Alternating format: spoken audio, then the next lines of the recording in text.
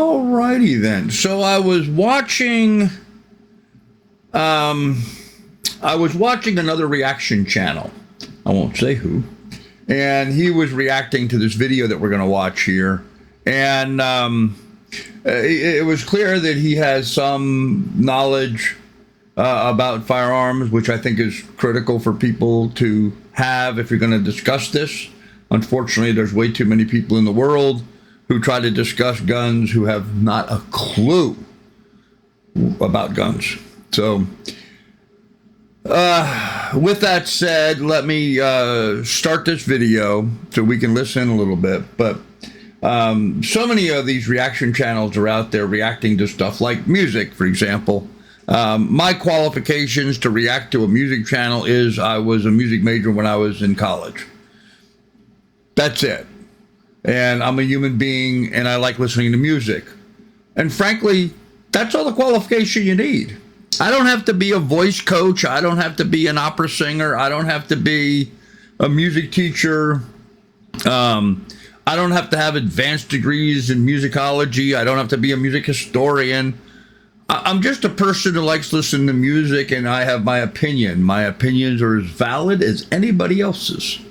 But in this particular subject matter, in firearms, I have quite an advanced background in this. I used to own a gun club where we shot trap, skeet, and sporting clays, rifle, pistol, archery, full weapons. We had courses set up for all of it.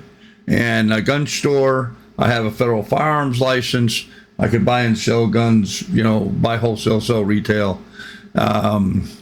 And so I'm very familiar firsthand with the entire process, and I am extremely knowledgeable about a plethora of different types of firearms and archery. I'm a 4-H certified firearms instructor. I've coached 4-H shooting teams for many years. I'm an experienced guy. Okay, so when I say or make a comment, it comes from the position of somebody with a tremendous amount of experience with a plethora of different types of weapons. Okay, that said, that's my qualifications.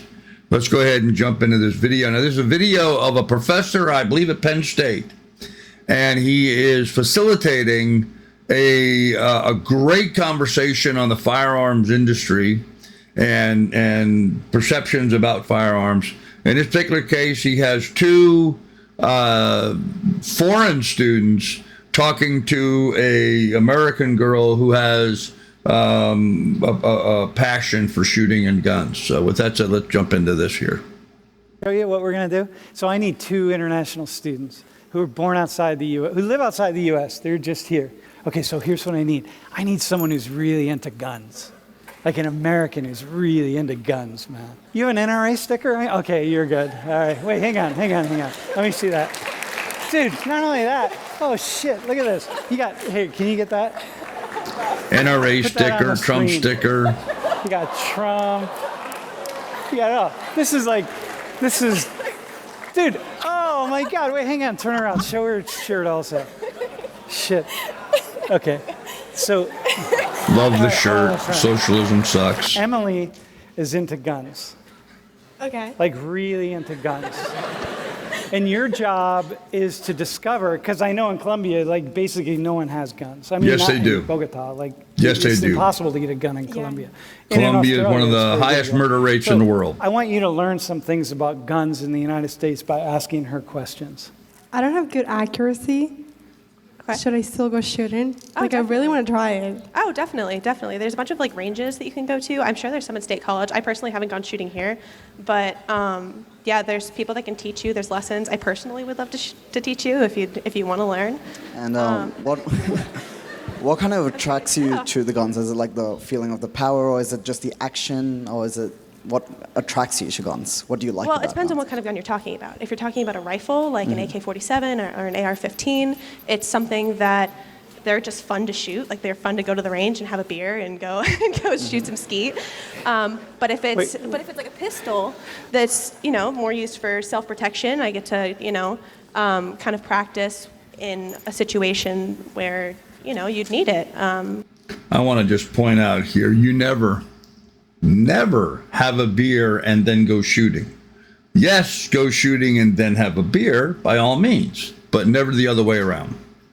Okay, let me coach you right here. Right. So, do you have a follow-up question? What do you think about guns outside of the gun range? I personally have a concealed carry permit. I don't carry on campus. I'm not carrying right now. But I think it's a necessity, honestly. We just saw the thing that just happened down in Texas. And if it wasn't for the armed security guard there, there was probably a lot more lives would have been lost than the 2 men that were. I'm like not against guns, but like no, you're if everyone is allowed to have them, don't you think the shootings will go down in a way? Like if it's not that easy to get guns, wouldn't it be easier to control shootings or things like that? Since like you just mentioned Texas. Yeah, so one, it depends on what kind of guns you're talking about. You can't just go out and buy an AK-47. Like you just can't do it. You have to have a background check, and you have to have a permit for it. Concealed carry permits, it's a lot easier in Pennsylvania than other states to get it. So like I just lived in DC for a couple months, and there you have to take a class, and you have to be trained to do it. So it's all kind of really depending on where you think about it politically. I personally think that you should be able to carry as a self-protection thing. And that's not just from people either. I grew up on a farm where we had bears on our property that you can't really stop with a You have bears baseball on your bat. property? Yeah, you right. have bears on my property growing up. Okay. Do you have another question? I was gonna say, do you like shooting more rangers or animals? I mean, I do hunt, but What do you hunt for? hunt deer. I do more archery than rifle, actually. You do hunting. archery too? Yeah. Could you, no kidding? Could you see that camera over there? Yeah. Could you hit that camera with a bow, with an arrow? Probably. Really? Yeah. Like the center of the camera or just the camera itself? Probably. It's a couple. The center? Probably, depending on what sights you have on the bow and what bow you have. Yeah. Oh. All right. Yeah. Do you have another question for her? Yeah, so me, being from Australia, we're not really used to seeing guns out in public. So when we went to Walmart, me and my friends, we were a bit like surprised just seeing it in a Yeah. rack. And as we understand it, that it's just, you can't just buy it from the rack, but you need a permit and things like Yeah. that. But don't you think the permit process is a bit liberal as well? Because if you have no prior offenses, I'm not too sure what the permit process is, but if you do not have a prior offense, Yeah. do you think that is still too liberal to get a gun at the age of 18? I don't, just because if you put certain regulations on certain things, so there's a thing called the red flag laws that people, that some Texas politicians like Dan Crenshaw are really going for, and it's a good in a sense that a red flag law means that you can't own a gun if like a psychiatrist or something says that you are not mentally fit for it, Yeah, right? let's flag you. But that can be abused.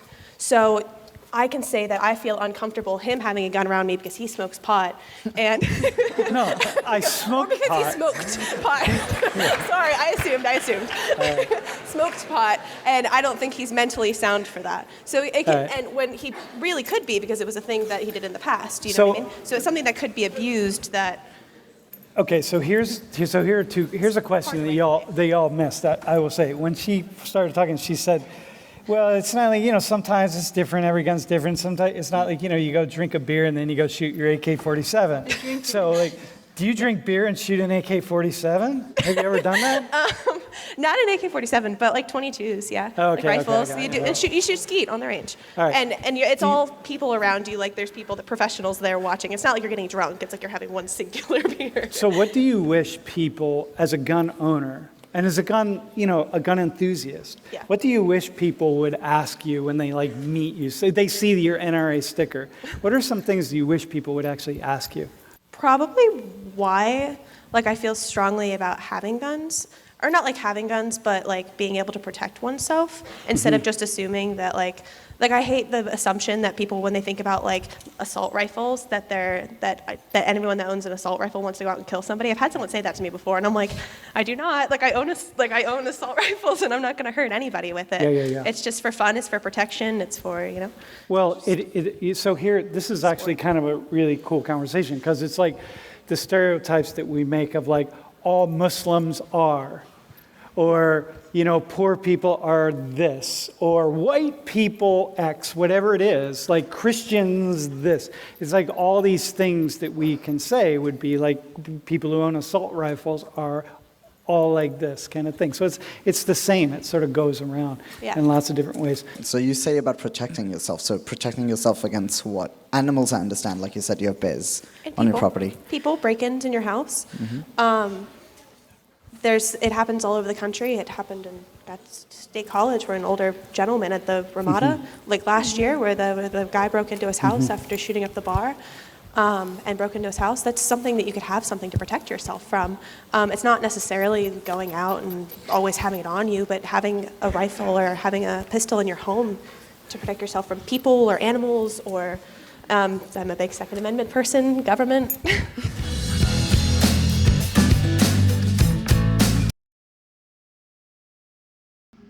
Okay, I'm gonna.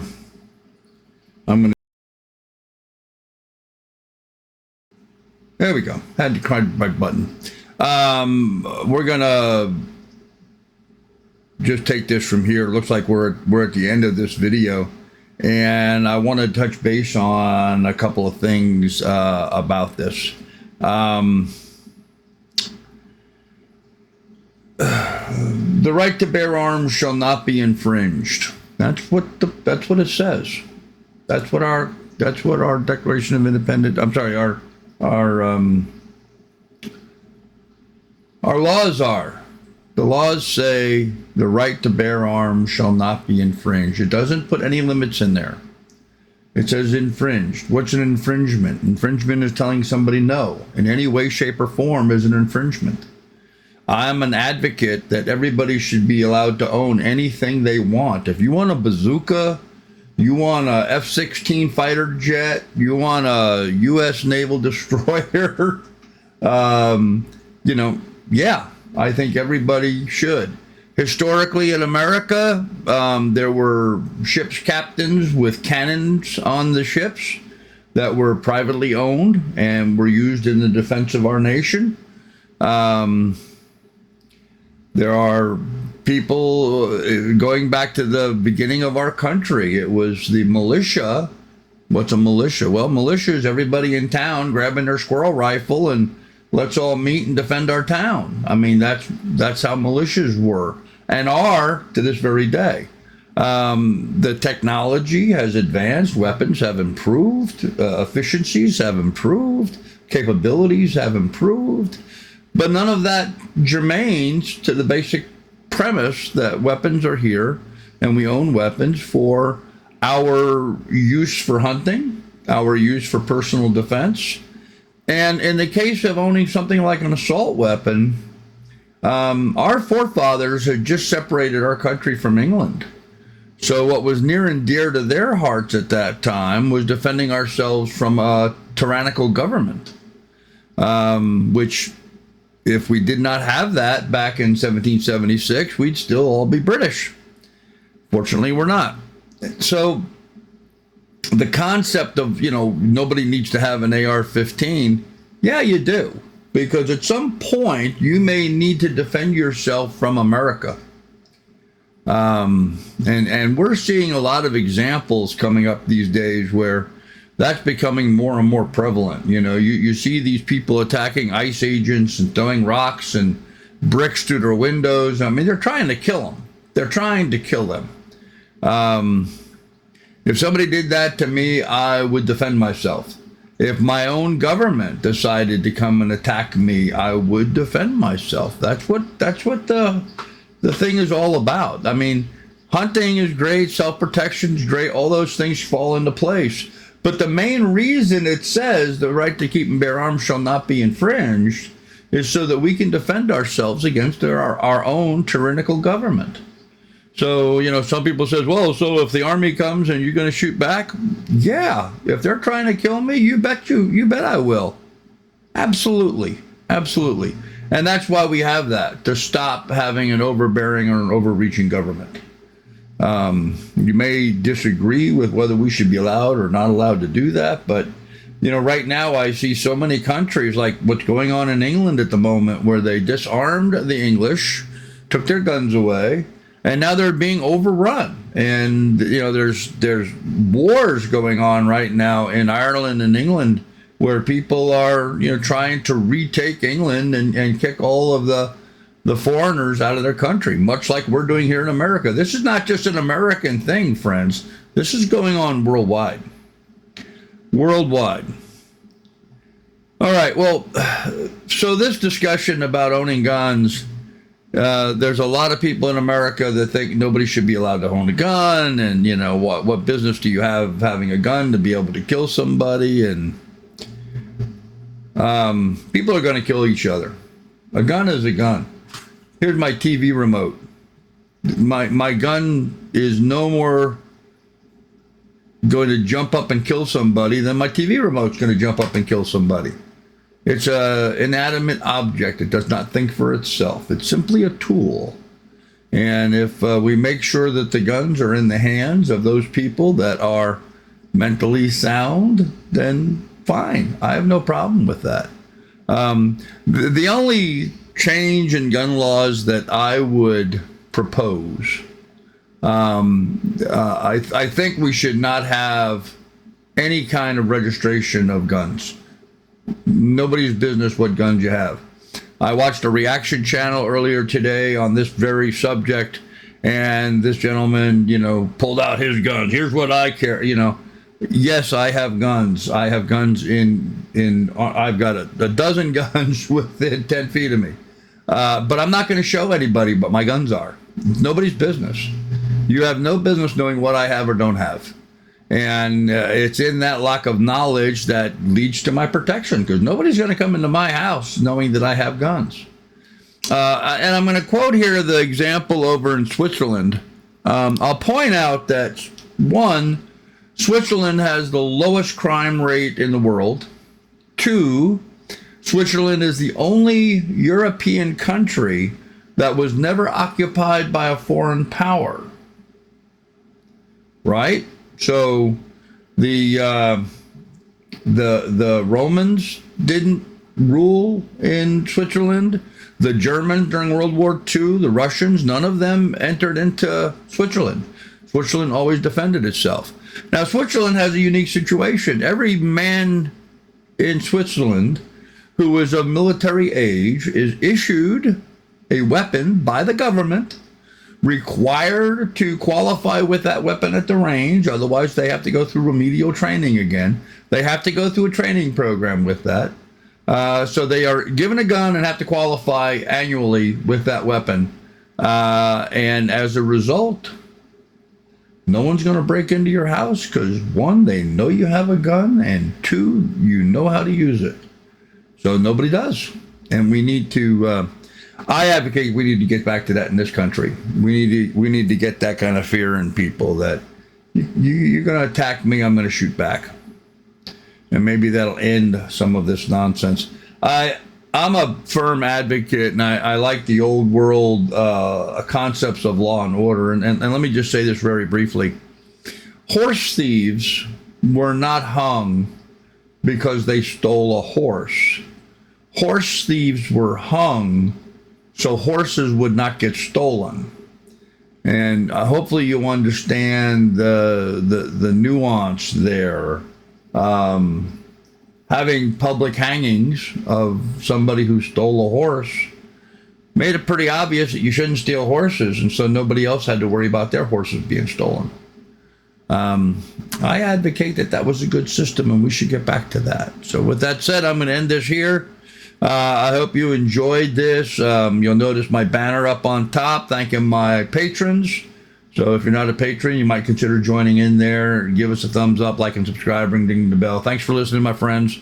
And I'll have more for you here in the near future. Thank you.